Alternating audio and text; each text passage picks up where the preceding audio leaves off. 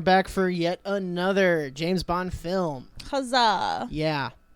What number is this? This is, I believe this is number 10.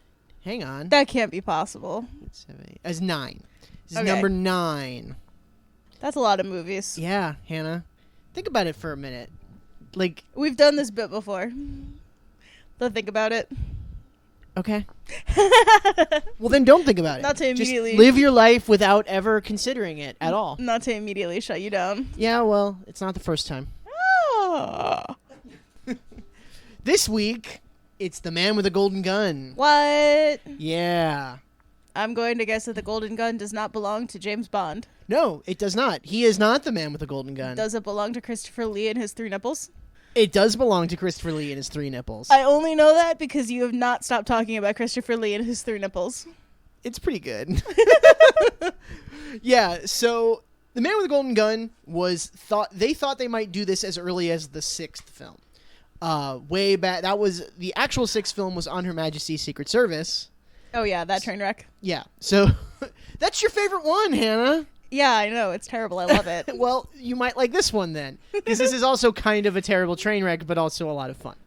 I don't know, because doesn't this also have, like, small town shitty cop in it, reprising his role from the last movie? Yeah, he is in this one, and there is a lot of racist Asian stereotypes. Huzzah! But, I might have to edit this out, but I don't think there's any yellow face. Like, there's actual Asian people this time, I think. It's not really like they're actually any better at handling the culture when they have actual Asian people in it either. No, but it's a little bit better. It's a tiny scotch better, I suppose. But, yeah, and we got Guy Hamilton back as the director. Yay! This is his 4th and his last James Bond film as director. Well, you gotta do other things, I assume. I'm sure he is living somewhere nicely in, like, a comfy country house somewhere in England. No, he died 10 years ago. Okay, that was my hope for him. You don't have to immediately be like, nope, he's dead, everything's terrible. You said, I'm sure, and you shouldn't be, because you were wrong. I should have said, I'm sure he was living in a comfy country estate somewhere in rural England. He was in Spain, so he's probably having a good time. Eating some chorizo. Sure, why not? And watching the running of the bulls. Those are 2 things that are Spanish and not Mexican. Because I'm a dumb white American. Yeah. He was in Majorca, so, that's an island. Sure. It's a good one. Anywho. Most of them are. He's back as the director. However, he and Tom Mankiewicz, the head writer for the last couple, they did not get along. They had some creative differences.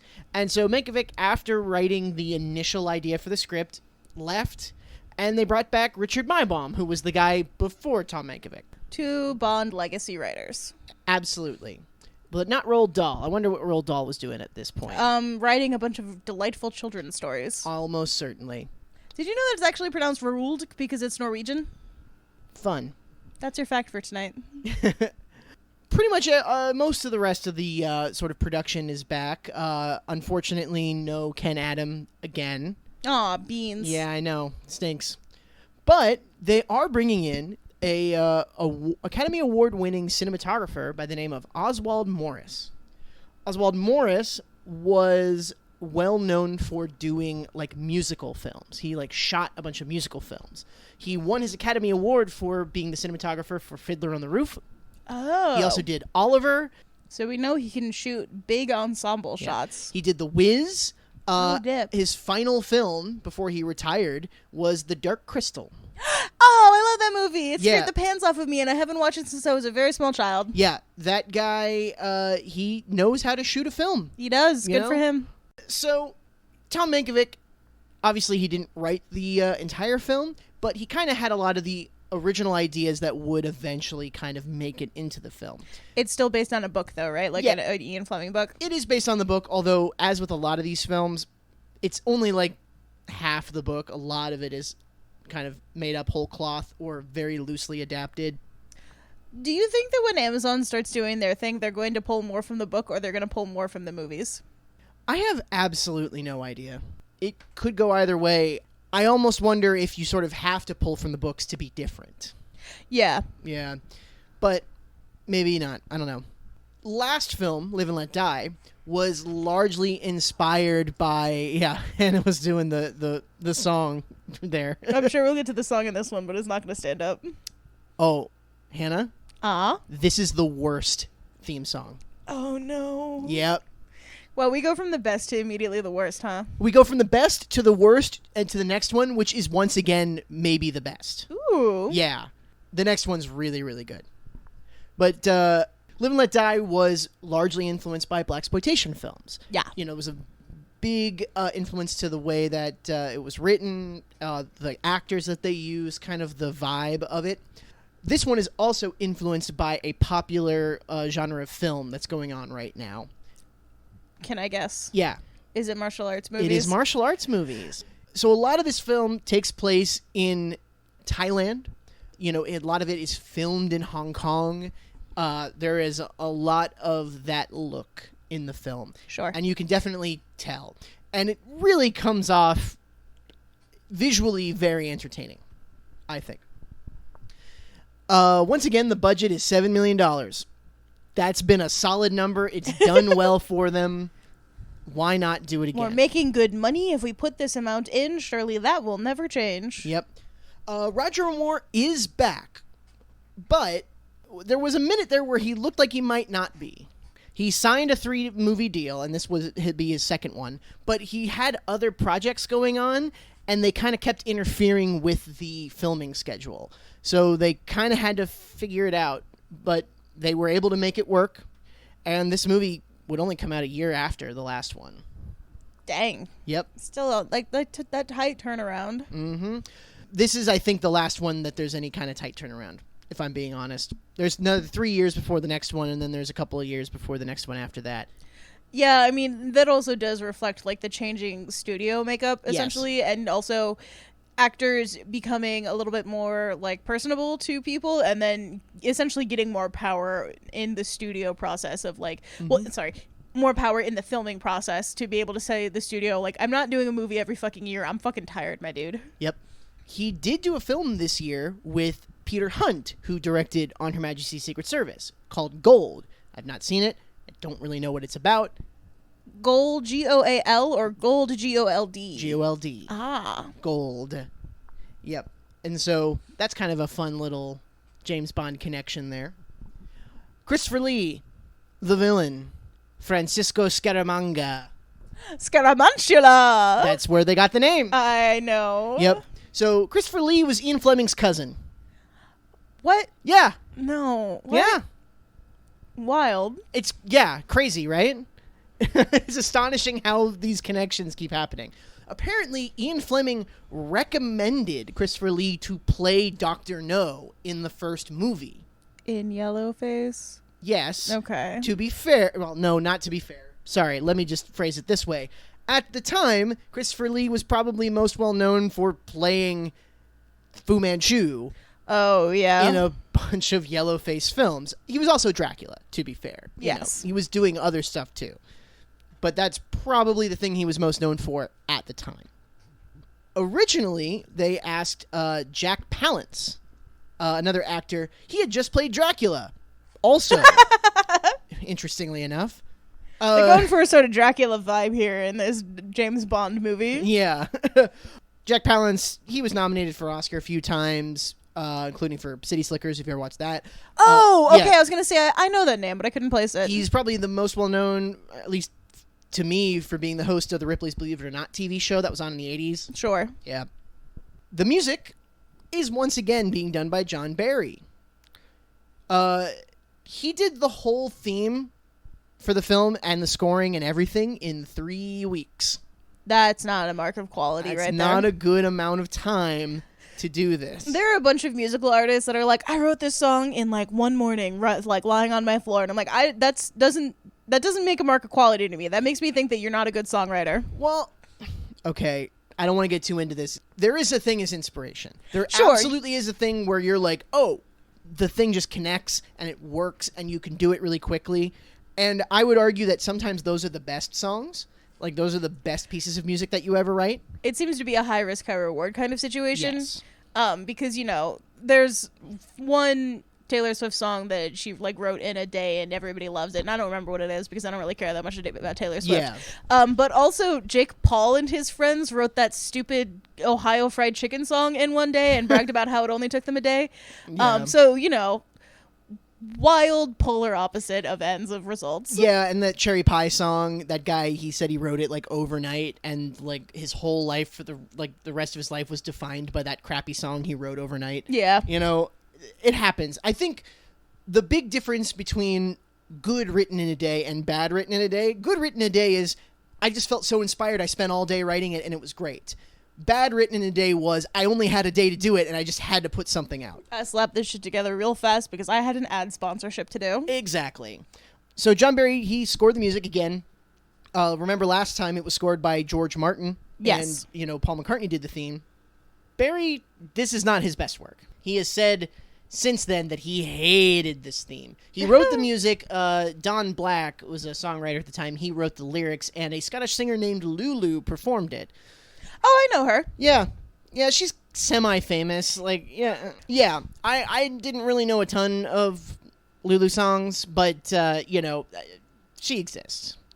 I know some, and I like them, and I will have to get my music of hers off of my old laptop because I can't find any of that anywhere else online anymore. Yeah. This is pretty much generally considered to be the worst theme. Some people say it's the Madonna Die Another Day theme. Some people will say it's one of the other 80s ones where they kind of went in a weird new wave direction. But let me tell you right now, as far as classic James Bond themes, this is bad. The lyrics are bad. The music's bad. Lulu, I don't know how good of a singer she is, but yeah, I could not imagine her singing Diamonds Are Forever. Ooh, or yeah. What's the other really good one? Goldfinger. Goldfinger, yeah. Any Shirley Bassey stuff is just not her thing. Yeah, they're different singers. Yeah, this is gonna be rough. I also just want to talk really quickly. Over the last couple of episodes, we have not really talked about the openings. I think since On Her Majesty's Secret Service, we haven't really said anything about the openings. Yeah. Just to know, every single time there's just a bunch of women as objects, and they're all naked, and you see them in shadow or silhouette, and it's really uncomfy.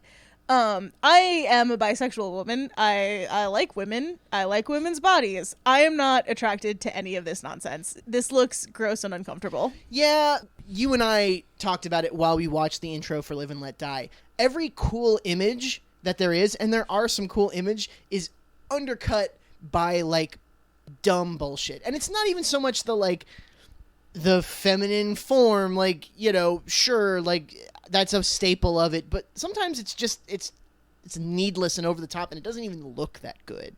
Yeah, I remember the one for On Her Majesty's Secret Service was really confusing, and there was a bunch of shapes that I couldn't figure out what the hell was going on until I realized almost all the way at the end that it was in hourglass, it kept being hourglass motif. And that was really bad and confusing. Live and Let Die, there were a couple of times when there was there'd be a woman staring intensely out at you, and then on beat it would change to a skull, and the skull is on fire, and then there's just tits in shadow, and yeah, cool. I was enjoying the imagery, and now I'm uncomfortable because you have objectificed a woman directly into my face. This is grand. Hannah, thank you. I'm really sorry. I know it's going to be like this forever. It's not going to change, no, man. Yeah. That's one of the things that gets spoofed a lot when people do other when they talk about James Bond. There's always a naked woman, just in the theme song. I think my favorite is in Futurama for the Calculon movie. There's a robot who's dancing all sexy, and at one point she jumps off of the title and she goes wee, and it's great. I mean, I shouldn't say that it's always like this, especially the more modern ones. I kind of can't wait until we get to Casino Royale, the first Daniel Craig film, because the intro to the first Daniel Craig film, I don't know if it won awards or something like that, but people were head over heels for it, and the Skyfall intro is really cool too. There's a lot of really cool stuff. Yeah. The Spectre Sam Smith one sucks. Sorry.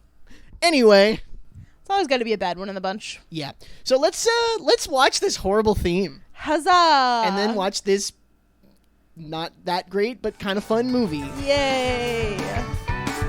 Don't forget to check the disc for spoilers this time.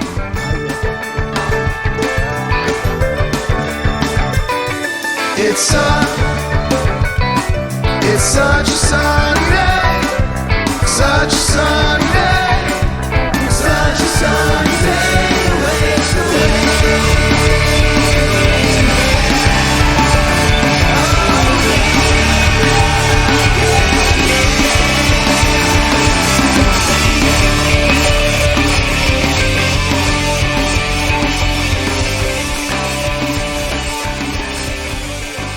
All right.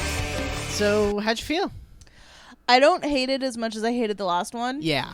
It's definitely a little bit boring in parts and kind of drags in a couple of places. And there are a lot of things where I'm like, hey, what the fuck is going on here? But it was kind of more enjoyable than a lot of other ones have been. Yeah. Mostly because, again, I'm like, hey, what the fuck is going on here? Yeah. There has sort of been a criteria that I've sort of like thought about as we've watched these films. And any time where I'm sitting there going, how much fucking longer do we have to sit through this shit? That's a bad sign. Yeah. And I didn't feel that until very late in this movie. Yeah, until well past like most of the chase stuffs. Yeah. I found that, and for a lot of like the earlier Bond stuff, like chase scenes tend to go on for very long. A little too long, yeah. And this one did drag a scotch. Yeah. But not as bad as in past movies. This is pretty middle of the road for me. Yeah. I kind of agree. I love the silliness of it. I love Christopher Lee. He kind of goes out like a bitch. Yeah. It's there's not as much like we've watched other Bond movies where I'm like every 5 minutes I'm like, okay, why is this happening? Yeah. Who is this guy? Why does he care? Like, what are any of these people's motivations? How did he get that thing? Yeah. Like, you know, the diamonds and diamonds of forever. Where did they come from? Where did they go? Where did they come from? Cotton Eye Joe. Fuck. I hate that song so much. But this was a lot more straightforward. Like, I knew for the most part what James Bond was doing and what was happening the whole time. So I can appreciate that at least. Yeah, when we were watching Live and Let Die, there were several times where I was just like, this movie's sort of just like randomly going from place to place at times, and there's like scenes that are cut out. This movie did not have that problem. It felt very like, everything flowed into the next thing. I do kind of like the plot twist of Scaramanga's not the one who sent the bullet to MI6. Oh, yeah. You know, it was his mistress because she wanted Bond to kill him because she thought that he was the only one good enough to do it. And I kind of like that. That's kind of a neat little, like, turn there. I do, too. Yeah. And if this movie were more interested in that girl, what's her name? Oh, that one is... Sorry, I can only think of Goodnight. That one is Miss Anders. Yeah, Andrea Anders. If this movie was more interested in making her a character, yeah, they would explain why she can't actually leave. Like, where she and Scaramanga met and, like, why she's stuck with him. Yeah. But it's not interested in making her a character. It's interested in making her look good and then kill her. You sort of get the idea that, like, oh, she probably got into this because it was glamorous and you know, he had a lot of money and she got to live in, like, a private island in Thailand, but then over time got disillusioned with the fact because he's a monster and all this kind of stuff. Like, you can kind of piece that together, but the movie does not. You can make that up out of whole cloth if you want, but, like, there's absolutely nothing to say that that's what happened. It's not. If this were, like, a standard movie story, like, she would have said something about that. Yeah. But no, because this movie doesn't give a shit about her. Yeah, she sort of exists to give the inciting incident, to kind of make the plot happen. Well, the inciting incident, like, you know, a half hour into the movie. I mean, kind of. Yeah, because, like, the inciting incident is, I guess, the bullet getting sent to MI6. Or maybe the death of the guy who had the solar plexus. The Solex. Yeah, sure. Yeah. Yeah, so, like, real quick. Oh, before we get to, like, the real quick plot rundown, yeah. I need to talk about this song. Yeah. I've pulled up the lyrics here. Oh, God. Please. He has a powerful weapon. He charges $1 million a shot. An assassin that's second to none. The man with the golden gun. Okay. Fair enough. All right, We're it's a little, establishing. it's a little on the nose, but Yeah. fine, whatever. Let me see if I can find the lyric that made me go, hey, what the fuck? Oh, yeah, this is the one that was very much like, okay, wait, hey, what? Love is required whenever he's hired. It comes just before the kill. Now, I do a little bit like that because that could mean literally either Scaramanga or it could be James Bond, because James Bond's whole thing is that he shows up somewhere, fucks some lady, and then kills somebody. Yeah, the literal reason for that, though, it's kind of a throwaway line in the film. I'm not even sure if you caught it, but Scaramanga has sex with his mistress before he kills because it makes him better at shooting. Oh, yeah, that was the whole, like, the bullfighters. do Yeah, it, yeah. like, which is like, which is funny because I'd always heard from, like, boxers that they're like, no, you don't have sex before a fight because it gets you all pent up and angry. You know, I don't know. It seems... Yeah, but if you're an assassin who's just, like, trying to put one bullet in somebody, you don't want to be pent up and angry. You want to be loose and calm. You know what? That's true. That's true. Okay, here's the line that literally, like, I grabbed your arm while we were listening to this. His eye may be on you or me. Who will he bang? We shall see. Oh, yeah. Christopher Lee, by King... by icon Christopher Lee. Yeah. Gosh. No one can catch him. No hitman can match him for his $1 million skill. One golden shot means another poor victim has come to a glittering end.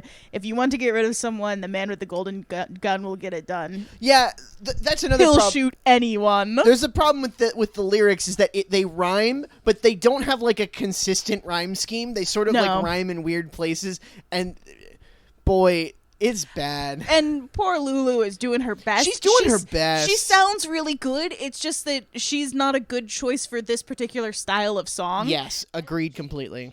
It sounded like she was aiming for more Broadway. Yeah. Which is closer to where the James Bond song was, but like lounge singer is what they kind of wanted. Yeah, you want like belting, like husky voice Shirley Bassey. Yes. You know, that's what you want. Or you might even want like Tom Jones, who can do the lounge singer thing. Yeah. Yeah. It doesn't work. Here's a weird thing, though. The next theme, I mentioned this a couple of times, sounds nothing like all the other James Bond themes. Do you know who sings that one? It's a very famous singer. Leif Erikson. Hannah? No, wait, what's that? What, that other guy? The Norwegian. Leif, what's his face? Leif Erikson, is No, a Viking. There's- What the fuck are you No, talking there was a singer in the 70s. It was Leif Hudson. What the fuck was that guy's name? There was like a guy in the 70s. He was blonde and he was Swedish and his name was Leif something or other. Hannah, I have no fucking idea who you're talking about. Yeah, okay, fine. God, I don't know who. Carly Simon. Huh. Yeah. Nobody does it better. Weird. Interesting. It'll be a good one. So, the plot for the film is the cold open, for once, has nothing to do with James Bond.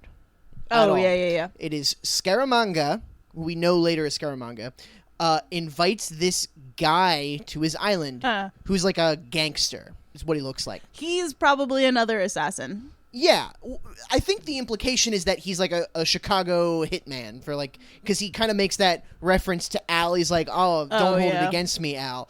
He is invited to this island to have like a duel with Scaramanga, because Scaramanga sort of wants to be challenged. He wants to fight the best like gunfighters in the world, sort of thing. Well, it kind of seems like Nick Nack has hired this man to kill his boss, because he hands him an envelope full of money and says you'll get the rest when you've done it. Yeah. And then he gets lured into a weird funhouse room. Yeah. Scaramanga has turned his house into a weird funhouse carnival ride, and it's full of like very realistic animatronics and wax figures.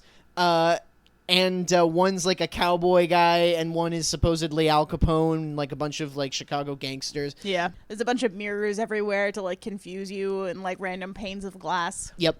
And it's set up in a way so that Scaramanga's gun he doesn't have it on him. He has to get it while the gangster guy kind of walks through. He picks it up and he shoots him.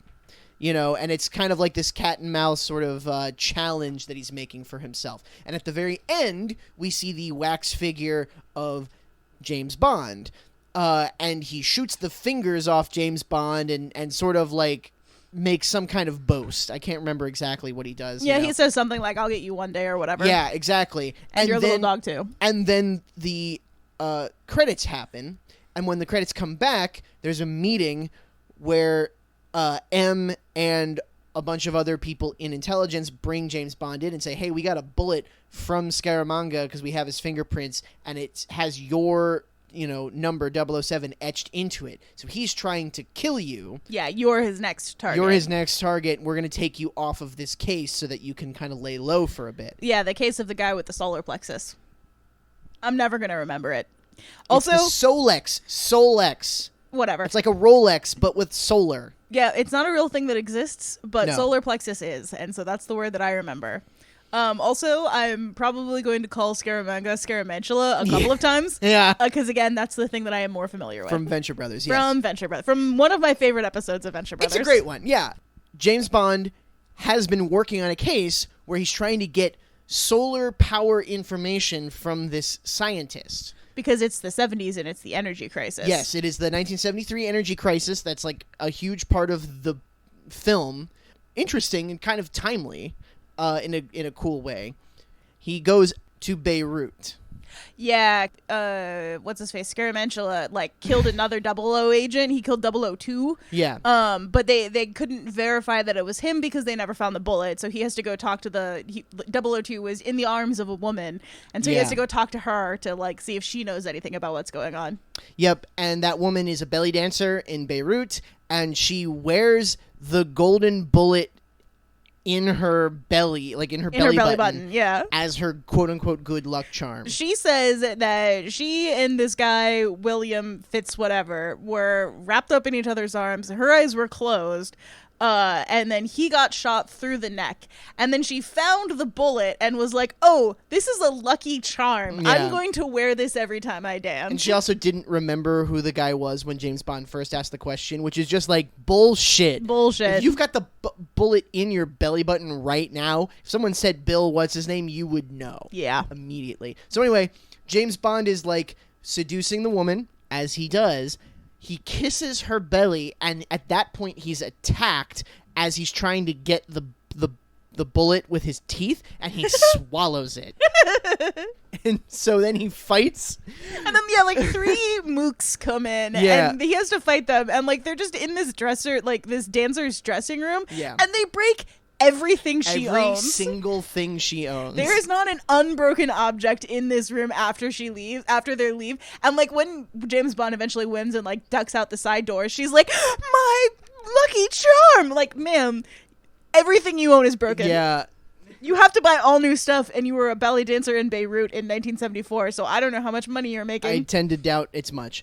Then James Bond gets into a taxi, and the taxi cab's like, where to? And he's like, the nearest pharmacy. Because he needs to get laxatives. Oh, I was gonna say something what's it? Emetic, something to make you throw up. Oh, Ipecac. Ipecac. Yeah. Yeah, but no, I think it's a laxative. That's what I think he's saying. I mean, it's still right there in his stomach. It hasn't moved through to his lower intestines yet. It'd probably be easier to herc it up than. Or maybe not. It's a metal bullet. Maybe you don't want that going down your throat a second time. Yeah. Also, this is a movie, Hannah. We're not supposed to think about it that hard. Yeah, I think about all of this shit too hard, and that's why I get mad sometimes. Smash cut to Q's office at MI6, and the bullet is out, and he even makes a gag where he's like, oh, you have no idea what that went through to get here, which is pretty good. Yeah. And with that, they realize that this bullet was made by a very specific custom gun manufacturer in Macau. He's a Portuguese man living in Macau. Yeah, because Macau was a Portuguese colony. Yes. Yeah, makes sense. So he goes there, and then he just points a gun at him and threatens him. In a guy who makes guns professionally, his whole thing is that he likes guns and he makes guns and he's really good at making guns really well so that they shoot well. James Bond is messing with one of the rifles that he has, and it is a gun that he had made for a guy who lost 2 fingers. Yeah. And so he manages it to he has, the gun maker guy has balanced it so specifically that James Bond, when he shoots, he's off because it's meant to be shot by someone who only has 3 fingers on one hand. Yeah. And so this guy has a lot of guns and knows a lot about guns, but does not keep a piece strapped to him. James Bond points a gun at him, and he's not like, haha, I have 800 guns pointed at you. Yeah, no, he's just like, oh, you pointed a gun at me. No one's ever done this before. Here in my weapons arms, or my arms dealing business, I have never had a gun pointed at me before. Yep. So James Bond figures out who makes the bullets, then makes contact with Scaramanga's mistress at the casino because that's where she picks up the bullets for him. Yes. He then leaves the casino, follows her back to her hotel. He gets a ride from Mary Goodnight. We meet Miss Goodnight.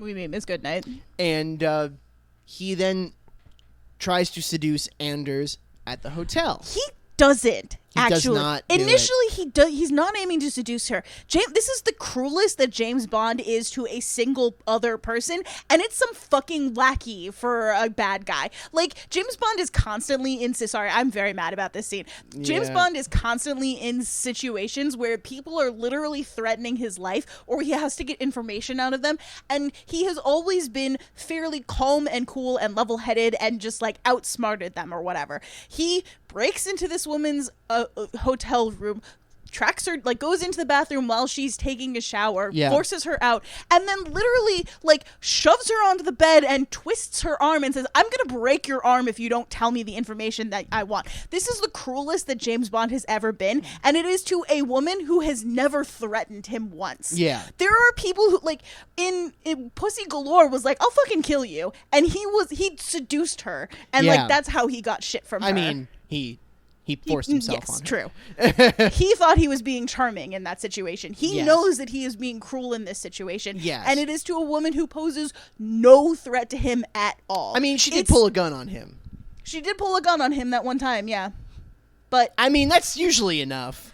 Yeah, but lots of people pull guns on James Bond all of the time, and he usually, like, even in just the last movie, when he was in the basement for the bad guy, there were, like, 6 dudes with guns on him, and he was just calm and cool and like, oh, well, this is probably, like, this is not the worst situation that I've ever been in. British stiff upper lip, charming. Yeah. Sorry, that scene made me so angry. He figures out, or he learns from her, that Scaramanga's got a date at Bottoms Up, which is a strip club. And it's kind of funny. There's a whole visual sight gag with that. Inside Bottoms Up, we see a man sit down next to another man. We don't really know what that's about, but James Bond, as he's walking into the club, those 2 men walk out, and then we see Scaramanga shoot one of them. He doesn't shoot James Bond, he shoots the guy coming out. Turns out that was Gibson, the guy who had the solar power machine, the Solex, that James Bond was working on before, which seems like a crazy coincidence to me. Yeah, I mean, James Bond movies are littered with coincidences, so... And then he gets picked up by the guy who sat down with him, who says he's part of the Hong Kong police. We know he's not. Immediately, Hannah was like, he's probably one of the others. Yeah, he's another, like, intelligence agent. Yeah, and she was like, oh, I bet that's what it is. And I looked at her, I was like, you've pretty much got these movies figured out at this point. Yeah. You know, they take him to the submerged HMS Victoria, which is an ocean liner that sank in 1971. That's still there, by the way. It's, like, falling apart and everything. Though, yeah. You know? But anyway, and turns out that has been turned into an intelligence base in Hong Kong. This is pretty cool. It's a very cool scene. The site stuff for this is really cool because, like, the boat is on its side, so you can see that they've built a bunch of walkways, and, like, everything in the background is, like, tilted to the side. All of the doorways are tilted. Like, it's a pretty cool visual thing. I'll give him that. Pretty amazing. And that's where he gets the assignment to go get the Solex, basically. Well, officially he doesn't. Officially, no. Because he's not allowed, because Q is not allowed to order things on red communist China land. Yeah. So unofficially, James Bond is going in. So, sorry, the lead that they have is that there's only, not really only, but high fat, this big Thai like businessman seems to be involved in this. I had both of the scenes in the boat smushed together in my brain, so. Yep. Sorry. High fat, this big Thai businessman who seems to be involved in this through a couple of clues, seems to be the guy who must have hired Scaramanga to do the hit. And James Bond deduces wrongly, by the way, that High Fat has never actually seen Scaramanga in person. So James Bond has a third nipple made for him because they've made the point that Scaramanga has a third nipple like 5 times so far in this movie. He has a third nipple made for him so that he can pose as Scaramanga with High Fat. He gets in, he talks to him, and he gets invited to dinner. But it turns out Scaramanga has been working with High Fat closely. They both have worked together to get the Solex.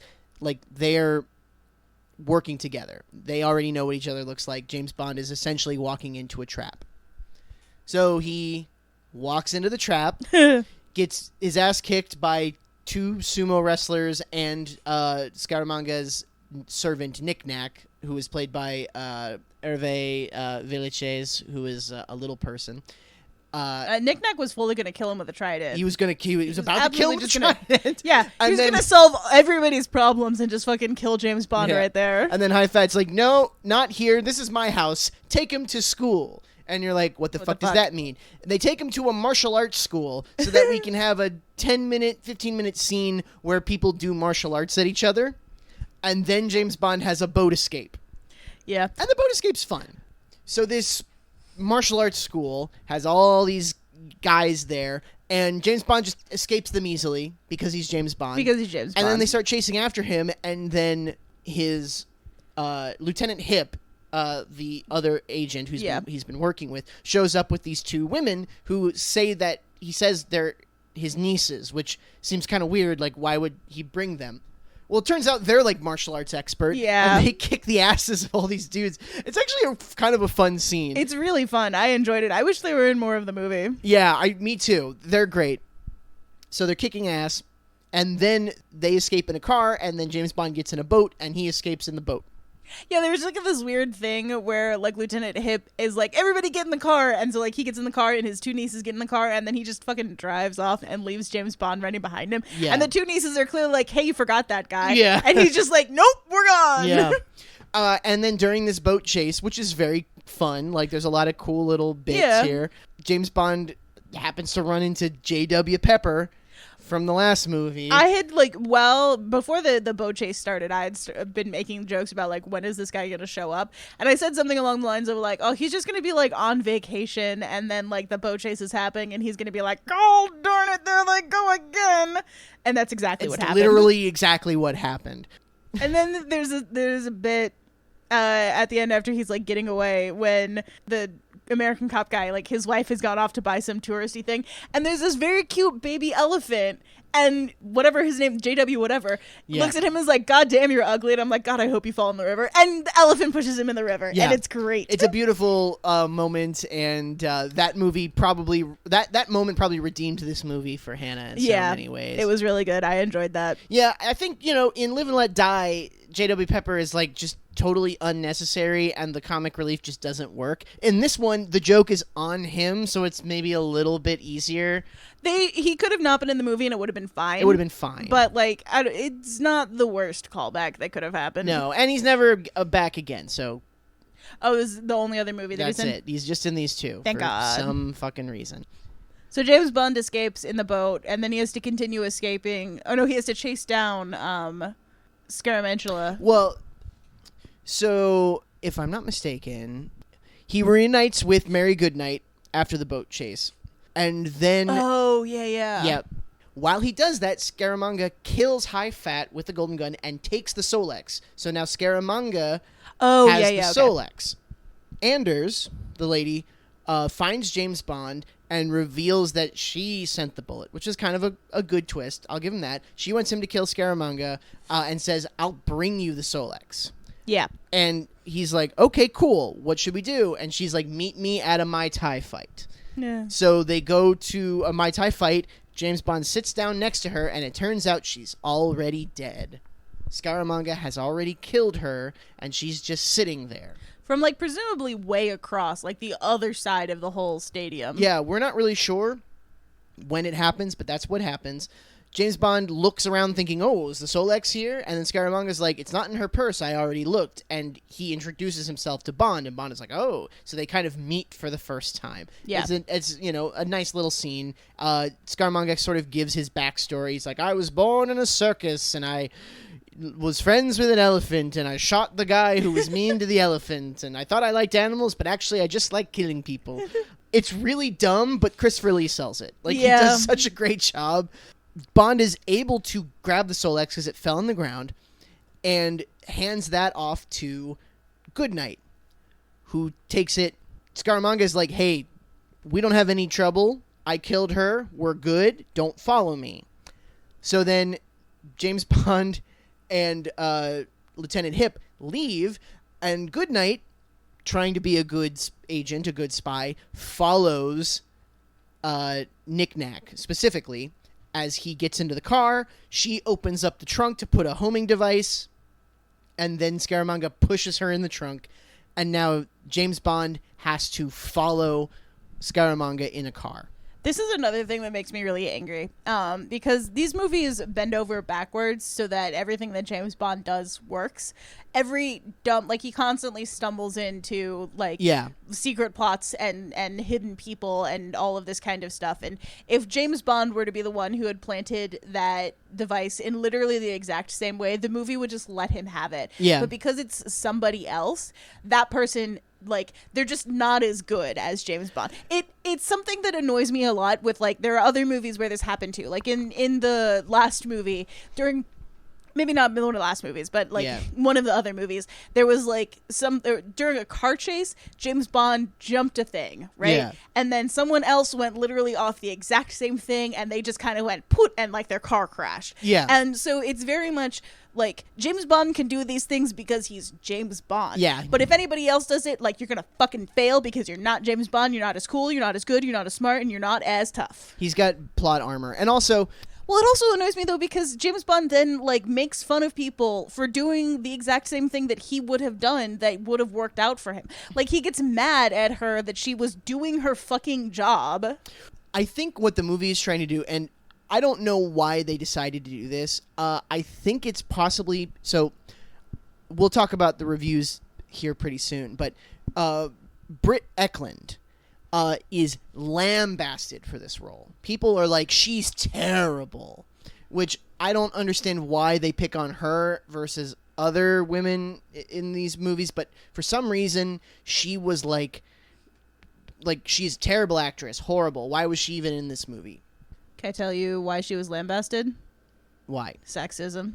Well, yes, but why specifically her more than other ones? And her character is written to be a little bit ditzier and a little bit shallower and a little bit dumber. That's the point that I was just about to make. I wonder what came first. I wonder if they were like, oh, we need to make her ditzy because Britt Eklund's not a good actress, or if they were like, she's ditzy, and so that's just how we're writing the character. I don't know. I don't know what came first. I don't know how they decided they wanted to do that. But I think that's a big part of that sort of plot, is that, she's kind of fucking up and goofing up because she's just not very good at her job. She was good enough to know that all the green Rolls Royces were all contracted to that one hotel. Sure, yeah. It doesn't really matter. Because, as you said, it just happens that way. But then James Bond gets in a car chase. He gets in a car chase to follow Scaramanga in his car. They're both driving AMCs. It's very obvious product placement. And then James Bond gets into the car, and it turns out that... Yeah, James Bond goes to steal a car. It is not his car. He goes to steal one. He steals it and from the dealership, and it turns out that J.W. Pepper is just sitting in that car like, oh, take me on a test drive. And James Bond's like, sure thing, and he drives off with him in the car. And then they both look at each other, and they recognize each other, and there's an, oh, damn it. No, you. And then J.W. Pepper's like, who we going after? Commies? I'm with you all the way. Which is... hilarious. Was J.W. Pepper planning on buying an American car in Thailand? I have no idea. It doesn't make sense. Don't worry about it. He just has to be there, so he was. Yep. And there's a pretty good chase, which ends with the famous Astro Spiral stunt. James Bond even mentions Evel Knievel. Apparently that stunt was invented by Evel Knievel. They had to make a ramp that worked a certain way so that the car would flip, and you had to do it at a very specific speed or it wouldn't work. This is the first time they ever did it in a film, and people have like tried to reproduce it, and like it's really hard to do. It looks pretty difficult to do. For some fucking reason, they put a slide whistle over it. They like, did. It was like... Why? It's pure Looney Tunes bullshit. It's ridiculous. But they did it, and it's all for naught, though, because Scaramanga gets away because his car is also a plane. He just puts wings on it, and then he just flies away. Exactly the amount of gravitas that moment deserves. Yeah. His car is also a plane. And it's also a plane, so he goes back to his island. And then James Bond gets chewed out by M because he lost the Solex, he lost Goodnight, and there's nothing he can do. And James Bond's like, well, unofficially, I could go find him because she put the homing beacon on there. Yeah. And so he borrows a plane, unofficially, I guess, and flies to his island. And we find out that Scaramanga is in cahoots with the Chinese. He's got this really cool fancy house on this island, and the whole thing is run on solar power. Mm-hmm. And it's just him and Knick Knack and some other guy whose name I don't remember. It's Kra. There you go. Which is not a name. No. And there was Anders, but no longer. No, but Goodnight's there now, in a bikini, and Scaramanga makes a point of pointing that out. Yeah, because she can't hide anything from him in a bikini, which rather shows a lack of imagination on his part. Yeah, it sure does. And at first, like, he's like, hey, James, welcome. This is great. He shoots the top of the champagne bottle off, and he's just like, let's hang out. We have so much to talk about. We have so much in common. And so he shows him the solar power. He shows him the big golden gun, which is a gun that uses solar power to, like, blow stuff up. He just shows up on the beach, and it very much is like, we are so alike. We'll never have this chance to talk to each other again. Please talk to me. I'm so alone. Yeah. And then they have mushrooms for lunch, and then they have a duel. And there's like this weird bit of dialogue between Goodnight and Bond where it sounds like they're almost trying to do some sort of like countersign, but like it's never explained. It's just a very stilted, weird conversation. Yeah, I think that's part of the reason why people really don't like Britt Eklund, because she does seem kind of like uncomfortable in a lot of scenes. Like, I would be too if I were her, but you know, that's me. Oh, we didn't even talk about when James Bond had sex with Miss Anders while she was in the closet. Oh, yeah. Miss Goodnight shows up in his room, and she was like, I was playing hard to get, but like obviously it didn't work very well. And so while they're about to have sex, he gets like, somebody is messing with his door, so he's like, hide, and he throws a sheet over her, and he like steps over to the side and turns the lights off, and then Anders walks in, and he pulls a gun on her, and they have like a bit of a talk, and then he's like, it's the old 3 pillows under the sheet trick, as he like slaps Goodnight on the butt. Yeah. And then like Anders goes off to slip into something less comfortable. And he's like, quick, you have to hide. And it's like, she could leave. She's just go through the front door. Also staying at this hotel. She can just go. I know she's in a nightie, but she's completely covered. She can just It'll go. be fine. But it'll be fine. He sticks her in the closet, and then she has to be in the closet while he has sex with Miss Anders. With somebody else. She went there with the explicit purpose of having sex with James Bond, and she gets shoved in the closet while he has sex with someone else. That sucks. That sucks. Can I just say, fucking sucks. I would never speak to that man again. I would Yeah. immediately go to my superior and be like, I have to be transferred somewhere else. So Scaramanga and James Bond look like they're about to have a duel on the beach, but no, Scaramanga runs off, and they have a duel in the fun carnival house from the beginning. Yeah. Which is very fun and stupid and dumb. And James Bond just kind of wins it pretty easily. He pretends he's the wax figure of himself, turns and shoots him. Supposedly they shot way more of a fight scene, but it was like kind of slow paced, so they just edited it out and just made it much faster. Yeah, that's good, because by that point we had been a little bit like, my God, how much more time is in this movie? That was the point where I kind of felt it. Yeah. Goodnight throws the maintenance guy into the vat of liquid nitrogen or whatever. Liquid helium. Yeah. Okay. So then after that, like, yeah, she throws him in there, and like when she leaves, she says to James Bond is like, oh, I have to go take care of that guy, and she's like, no, I already did it. I laid him out cold. Ho ho ho! I can also do dumb puns. Yeah, it was great. It was really good. But then, and again, I'm gonna be so fucking mad about this.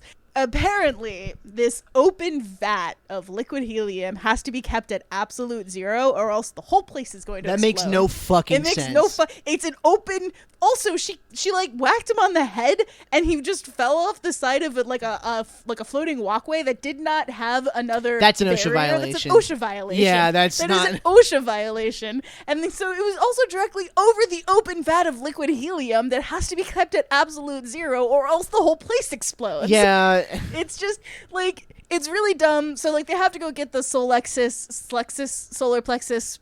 Solex. Sure. They have to go get the thing. Goodnight bumps something on the control panel, and like the sun laser almost kills James Bond like 8 times, but he eventually gets it out, and they have to run away, and the whole place explodes. And then like 8 times the whole place explodes. Yep. And then they get on Scaramanga's junk. Oh yeah, It's a boat. It's a boat. And then Nick Nack tries to kill James Bond one last time. He throws a bunch of wine bottles at him, and then James Bond sticks him in a suitcase, and it seems like he threw him over the edge, but no, actually he just tied him to the mast, and that's the end of the movie. I have to go back and yell about this stupid solar thing more, because, like... Why? So Christopher Lee's character is all like, oh, you know, we're in the middle of an energy crisis, and, like, oil is too expensive, and solar and geothermal, like, they don't have the technology to make that efficient yet, and, like, the whole point is that they're trying to get this Solex. Yeah. My God. They're trying to get this Solex because it's, like, 90% efficient for turning the sun's light into energy. Yeah. Right? And so his whole place is, like, running on this thing. And another thing that he says is that, like, it's safer than plutonium. Uranium, whatever. And I will give you that, you know, if a nuclear reactor blows up, the place is poisoned for a really long time. Yeah. But if your open vat of helium is not kept at absolute zero, the whole place is going to explode 8 times. That's not safe. That's not safe That's either. it's not safer. It is not safer than nuclear energy. And that made me angry. Yeah, well, I think it's just kind of a point where it's like it's really obvious that solar energy was this brand new thing in the 70s. Yeah. You know, it's like geothermal and hydroelectric and all this other stuff that already existed, but solar energy, this was this brand new fancy energy. And, you know, we have solar energy now. We know how it works. It's a good thing to have, and I'm glad we have it, and I wish we would expand it. But, like, it's not the golden, like, silver bullet that's going to save the world from oil and gas. Like, that's not how it works. Yeah, it is solar and geothermal and wind and nuclear. And hydro. Like, it's all... it's all of those all things. of them. And also reducing and also, I don't know, killing the head of Coca-Cola. Take that out if you... Specifically Coca-Cola? Look, man, it was the first mega corporation I thought of. Not Amazon, like, or them Tesla. too. No, Coca-Cola. Absolutely. These are not actionable threats. I am joking. Yes. For legal reasons, this is a joke. But, yeah. Fun. It's pretty dumb, but in a fun way. I'll give it that. It's very middle of the road for me. There are other movies that I have enjoyed more. Yeah, same. Miss Goodnight seems like more of a character. Anders is not at all. She's a sexy lamp. She could be replaced by a monkey, and it'd be the same movie. Well, maybe not, because she did send the bullet. Okay, fine. She's slightly better than a sexy lamp. She has some agency. It's just weird that her agency makes her just like, James Bond, have sex with me so that I don't have to have sex with this other guy. Like, she's also so sad the whole time. She's like, very sad. There's a shot of her that is clearly post-coitus with Christopher Lee, and she is completely dead in the eyes. Yeah, she does a good job acting. She does. In I'll fact, give her that. I'll bring that up. That Andrea Anders, that's her name, is played by an actress named Maud Adams. Maud Adams was also a Swedish model. So was Britt Eklund, who played Mary Goodnight. Both of them were Swedish models, interestingly.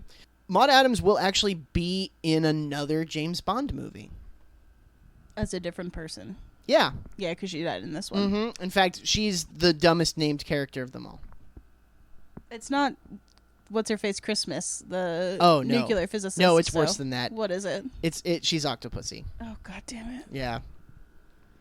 God damn it. Yeah. I We'll get there.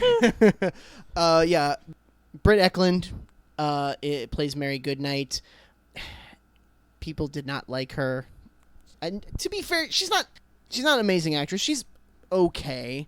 She was actually in a movie with Christopher Lee the previous year called The Wicker Man. You ever seen The Wicker Man? Oh, yeah, the one that the bees are based on. What? The bees, not the bees. Oh, yes. Okay. Yeah, Wicker Man's great. I didn't know that was Christopher Lee in that. Yeah, Christopher Lee, he is not the main character. He's one of okay, that's why. He's one of the, like, cultist guys. Sure, you know? Yeah. Britt Eklund was married to Peter Sellers, who, interestingly, was in the 67 Casino Royale James Bond movie. And she also had a relationship with Rod Stewart later on. In fact, that was kind of like a well-known relationship at the time, kind of like a power couple sort of thing. And then later on, she married the drummer from the Stray Cats, the 80s like rockabilly revival band. What? Yeah, she was interesting. Yeah, interesting life. Good for her. Mm-hmm. No, she did a ton of stuff. Obviously, Francisco Scaramanga, Christopher Lee. If you don't know what Christopher Lee's been in, I can't help you. Listener, like, just think about a thing that you like. Christopher Lee was probably in it somewhere. Star Wars, he's Count Dooku. Lord of the Rings, he's Saruman. Last Unicorn, Yeah. he is King... What's his face? yeah, whose name I can't remember. King Shit Dick. Yeah, he was kind of a shit dick, huh? He's just been in everything, and he's fantastic in everything. He's been Dracula. He was Fu Manchu. Like, what do you expect? The dude has an amazing voice. He's an amazing actor, and the world is worse off. He made a heavy metal album about the life Nostradamus, and also another one about Charlemagne. Yeah. Which is badass. Find those music videos online. They're really great. Yeah. He's just sitting on a throne with a sword that you know are both just in his house. Yeah. And like singing about Charlemagne. It's fantastic. Completely wild. We stand Christopher Lee in this house. Nick Nack is played by a interesting man named Hervé Villechaize. Hervé Villechaize was a painter before he was an actor. In fact, at 16, he had his art in the Museum of Paris. He was the youngest ever artist to have his art in the Museum of Paris, which is the second most famous art museum in Paris. The Louvre is obviously first. That's really cool, though. It is. It's really fantastic. Before you started talking, I just had the strongest and weirdest craving for a fucking croissant. Yeah. Yeah. France. Yeah. He was in a few films. He did Oscar the Grouch on Sesame Street. What? A little bit. Yeah. Like, not the voice, but like... The body movement? The body movement and stuff like that. Oh, yeah. that's so cool. Couple of times that he needed, like, his feet to, like, walk around and stuff. Yeah. Probably his most well-known role, aside from this, was he was on Fantasy Island with Ricardo Montalban. Yep. Which is kind of interesting because, you know, Fantasy Island, it's like an island that you go to and stuff happens and he, like, works with this other guy there that's kind of... Like, Man with the Golden Gun and Fantasy Island kind of have a similar thing going on. Yeah, it is a little bit like, hey, is he being typecast here for some reason? Sure. Was Fantasy Island, like, people got their fantasies fulfilled, but it was, like, twisted darkly somehow? No.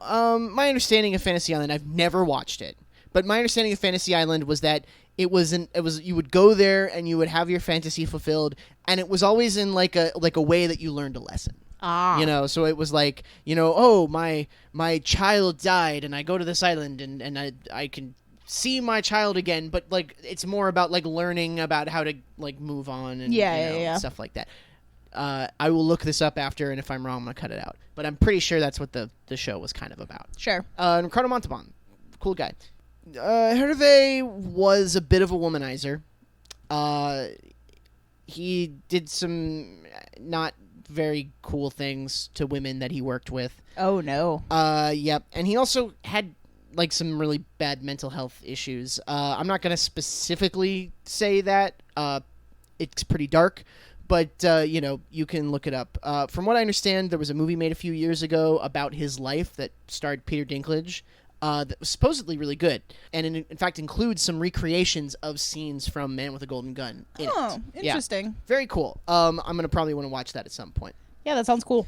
High Fat was played by a guy named Richard Liu. He was a Japanese American, and he did a couple of films during World War II where he played Japanese soldiers, like villains in World War II. People asked him, like, how do you feel about that? And he thought he was, like, patriotic. He was like, no, I'm doing my duty for America by being, like, he was not, like, very happy about his homeland, his... Sure. Yeah, being what they were, I guess, So, kind of an interesting guy. He was in the show Kung Fu, kind of a big deal show at the time. Yes. Big part of the martial arts craze that happened in the 70s. And he continued doing TV, but this is the last movie he was ever in. High Fat's mistress was played by Francois Thery. We don't really see much of her in this the girl movie. in the pool. Yes, I believe that's her. Her voice is dubbed by Nikki van der Zyl. A Drink. Lieutenant Hip is played by Soon Tek. Soon Tek is the voice of Mulan's dad. Oh, fuck, really? Yeah. Oh, that's so cool. The dude has a crazy TV like career. Like, just look at all the TV shows he's been in. He was in MASH. He was in MacGyver. He was in Airwolf. He was in Hawaii Five-0. He was also on Kung Fu. He was on Stargate SG-1. Like, he's been in tons of stuff. Yeah, Hannah's like I have to getting figure up out what and looking. episode he was in. You can continue. Yeah. Clifton James is back as JD Pepper or JW Pepper for some fucking reason. Yeah. Yeah. We talked about him last time. Listen to the last episode if you want to know more about him. Lazar was played by Marn Maitland. He was in a bunch of Bond-adjacent stuff. He was in The Saint. He was in The Avengers. He also was in the 1963 Cleopatra film, like the big, epic Cleopatra film that people... Oh, really? Yeah. Mm-hmm. Oh, interesting. Yeah. Yeah, so the gangster guy at the beginning, whose character name is Rodney, apparently, that don't really say that. No. He's played by a guy named Mark Lawrence. Mark Lawrence was in Diamonds Are Forever, playing one of the gangsters that he gets in the car with at the beginning. Or not in the beginning, but in the movie. Mark Lawrence had some trouble getting work in the 50s because he was accused of being a communist. Oh, really? Yeah, he was one of the guys who kind of got blacklisted. Oh, wow. He did end up getting work later. He was in a couple of Star Trek episodes over a couple different series, so hey, good for him. Good for him. Yeah, that's pretty much all the actors that really need to be discussed in this one.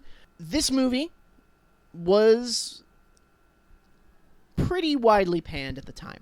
Yeah, a lot of the stuff that I'm seeing is like not very kind to it. Yeah, it kind of seems like they just didn't like this one very much. Yeah, Look, I'm not saying that there aren't criticisms of it. There certainly are, but it seems like way worse ones were like, it's fine. It's a ripping good time. Yeah, no, it's whereas this one, it's like, people are just like, I guess, I just kind of think people were tired of, like, James Bond. Sure. Specifically silly James Bond. It seemed like audiences had sort of revolted. They were just like, we're done with silly James Bond. It did okay, box office-wise. It made $98 million, but... a $7 million budget, that's pretty damn good. It's great. By modern standards, it's fucking fantastic. But Live and Let Die made $126 million. Diamonds Are Forever made $116 million. Like, You Only Live Twice made $111 million. This was the least since On Her Majesty's Secret Service, and the reviews for it were pretty bad. So this is the one that I am kind of that I like the most. Yeah. David Robinson from the Times said a bunch of stuff about how it's not that great. Yeah. That Moore was substituting non-acting for Connery's throwaway. That Britt Eklund was the least appealing of the Bond heroines. But also he observed that Ken Adams, an attraction of early Bond films, had been replaced by decors of competence but little flair. Which I can see. Yeah. I think that if Ken Adam had done the hokey, like Funhouse, stuff, I feel like it would have been better. Sure. But yeah, it's not that great. Yep. I liked this line too. That the writers get progressively more naive in their creation of a suburban dream of Epicureanism and adventure.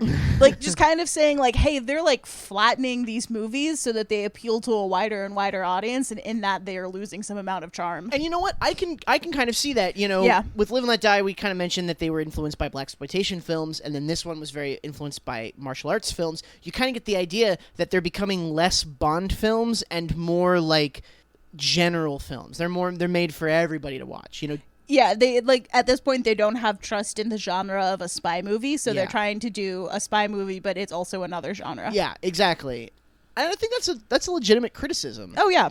It's so fun to watch now and see it as like 70s pastiche because that's what it feels like now. This movie is very 70s. But like I could imagine if you lived through 1974 and you're like, well, that's just now. That's just how the culture is now. It wouldn't feel that way to you. It would feel kind of flat. Yeah.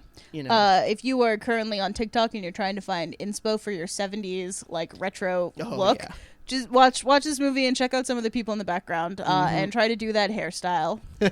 Because this is a pretty solid, like the color palettes, the cuts and colors for all of the clothes. Like this is some good inspo here. Yep. Retrospectively, people kind of still don't feel great about it. Maybe slightly better than contemporary audiences did. But like looking back, people still kind of don't love this film. Some people kind of find it fun in a hokey way. Everybody loves Christopher Lee though. Like every review I read is just like Christopher Lee. What a great, like, fantastic.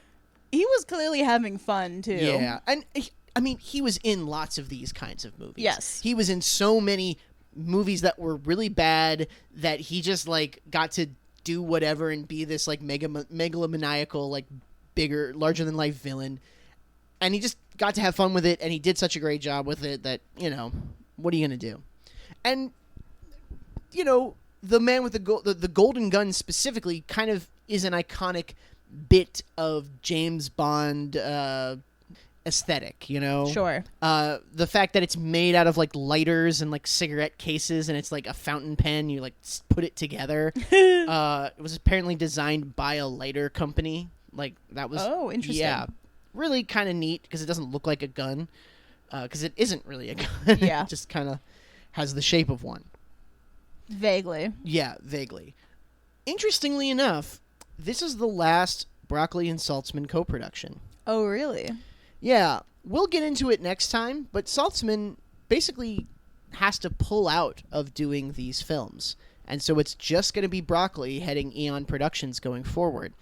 There's some other stuff that's going to happen off-screen as well, behind the scenes, that makes James Bond different. There was a chance at the time that this was the last James Bond movie. Oh, no. Yeah. Some stuff happens in the next couple of years that really sort of puts the future of the Bond movie series in jeopardy. We'll get to that next time.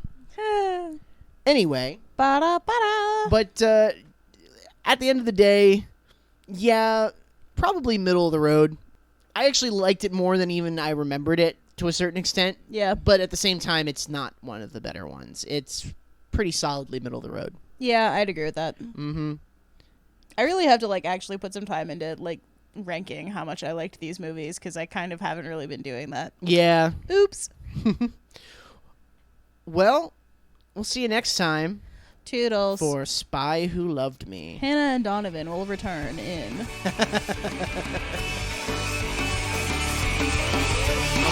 with the golden gun. Oh.